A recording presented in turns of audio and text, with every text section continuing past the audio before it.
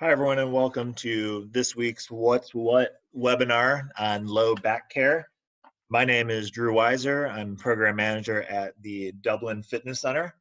Before we start, I'd just like to point out that this session is educational only and not intended to provide medical advice. So we're going to start right away by testing your knowledge. How many adults do you think will experience low back pain at some point in their lives?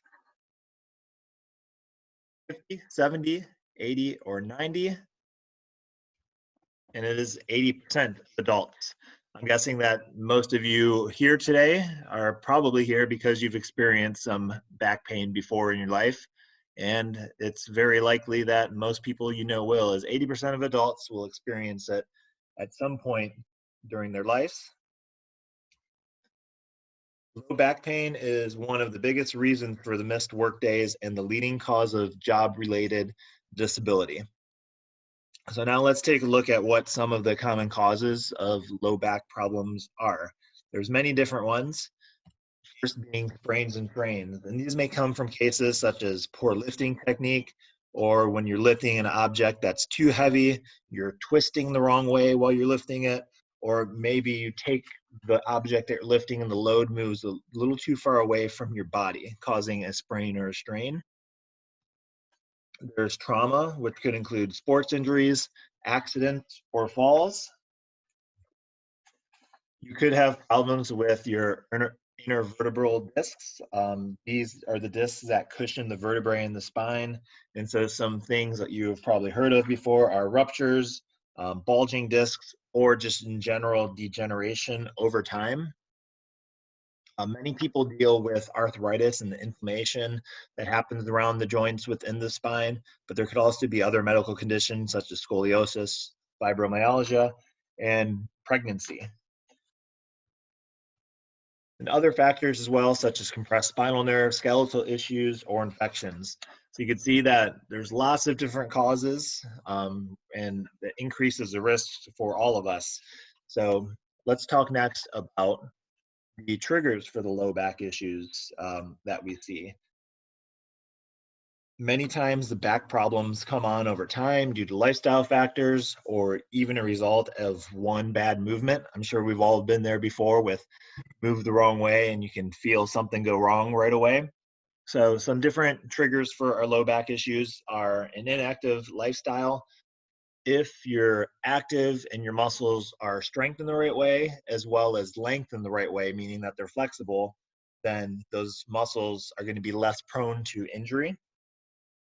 So if you're inactive and you're staying in a single position for too long, that could end up leading to weak muscles and tight muscles, making you more prone to injury. As well, that goes along with that is poor posture from when we're sitting, we're standing, or we're driving. If you're overexerting yourself in work or play, if you're someone that has that weekend warrior mentality, and you're getting yourself really, really sore with the workouts and things that you're doing, then you're going to increase that risk of injury to the low back. Poor body mechanics. So if you're bending down to lift something, reaching for something, carrying things that are too heavy, you're increasing your risk. Tobacco use actually interferes with nourishing the body, slows healing, and if you're a heavy smoker, then you may have a heavy cough that can affect those muscles in the lower back as well. Poor sleeping position. So if you have a mattress that's giving you poor support, or maybe you're just in a position that's not ideal for your body, you can start to have low back issues. And then finally, stress has several effects on our body. It may increase muscular tension. And then, of course, behavioral health concerns such as depression and anxiety can influence pain and how severe it is perceived to be. So those are what we talk about with as far as the triggers go. Let's look at the things that we can do to care for our back and low back problems. So no surprise, we're going to start with exercise. And when we start our exercise routine, start with a low intensity and progress it slowly. So many people want to get in and just start going as hard as they can. but that opens up a window where we're going to be at a higher risk for injury. So progress things slowly when you start your exercise routine. You want to work in a lot of core strengthening exercises.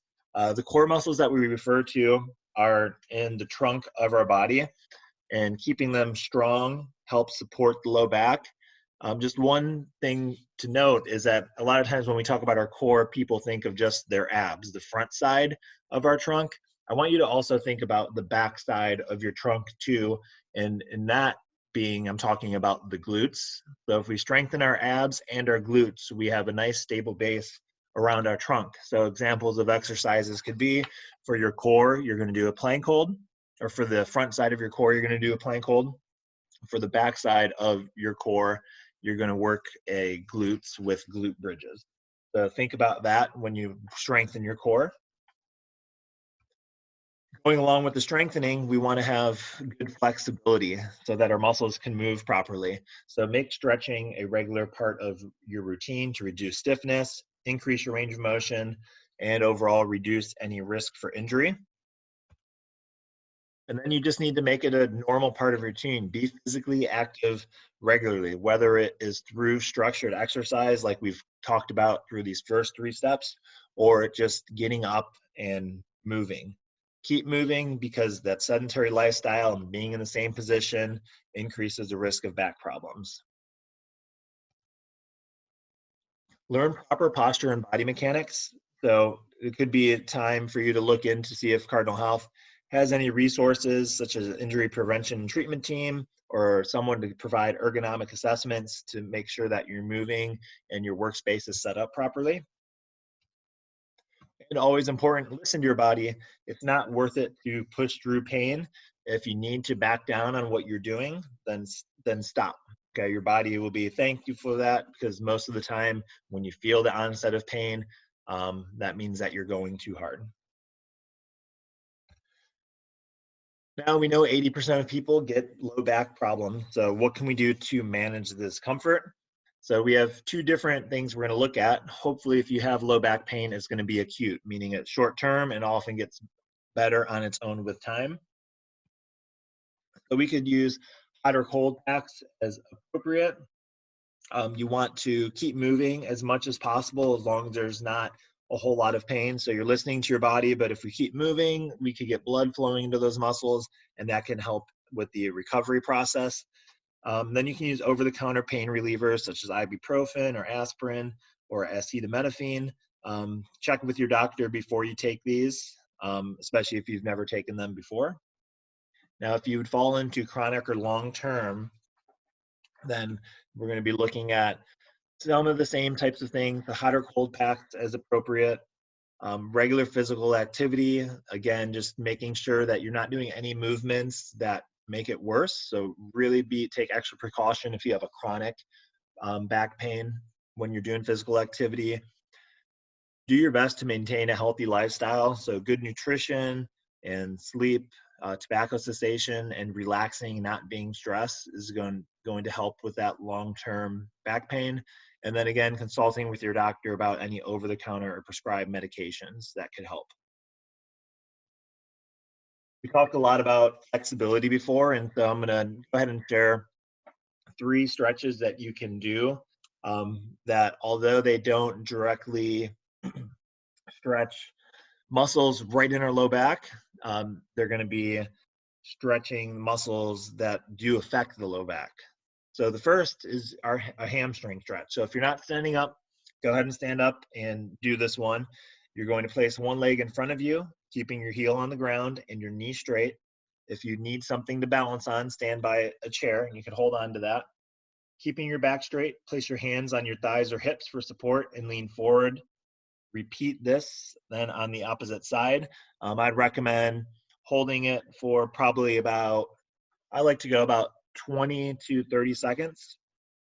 And then when you're doing these stretches too, if you feel discomfort or pain, you should still want to try to complete the stretch, but maybe just ease up on it. So again, just listening to your body. If it really feels like there's a lot of pain or numbness or tingling, then I would not recommend to work through that. So that's our hamstring stretch. You do that on each side, about 20 to 30 seconds. Our next stretch is a back bend.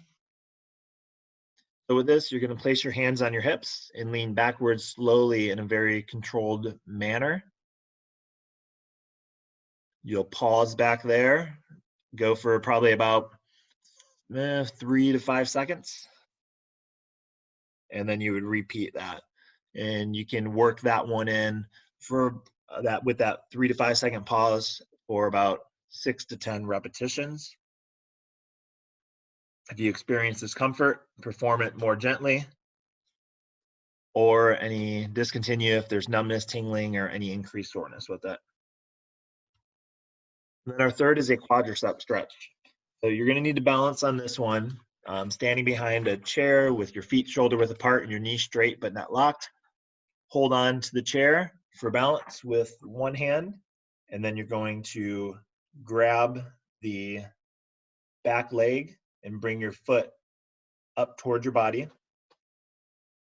Do your best to keep your knee pointed to the floor, and you're going to just gently pull until you feel a mild pulling sensation in your thigh. So in the front of your leg, we could go ahead and hold that for about 20 to 30 seconds on each side, and then we would switch. If you have a hard time with your range of motion to be able to grab your ankle, like we see here in the picture, you can loop a resistance band, a belt, or a towel around your foot and hold both ends in that way. So we would do that once on each side for 20 to 30 seconds each. And that would wrap up our 3 recommended stretches as a good starting point. A couple of red flags. While low back pain will often improve on its own, there's some situations where it's important to seek care from a doctor, as things may be more serious and require treatment. So if you have any of these things, I would recommend consulting with your doctor. And now starting to think about what you will be able to do next. So we talked about a couple of things already to get you thinking about it.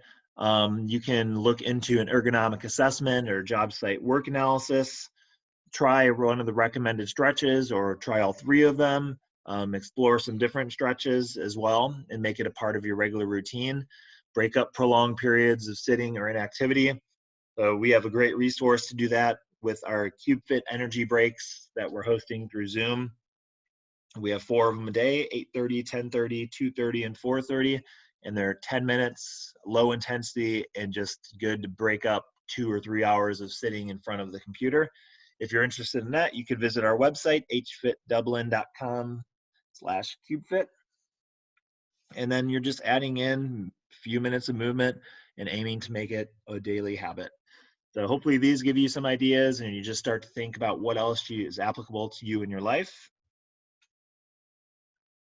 And thank you everybody for joining me. I appreciate you watching the presentation, and you can reach out to me if you have any questions. Thank you.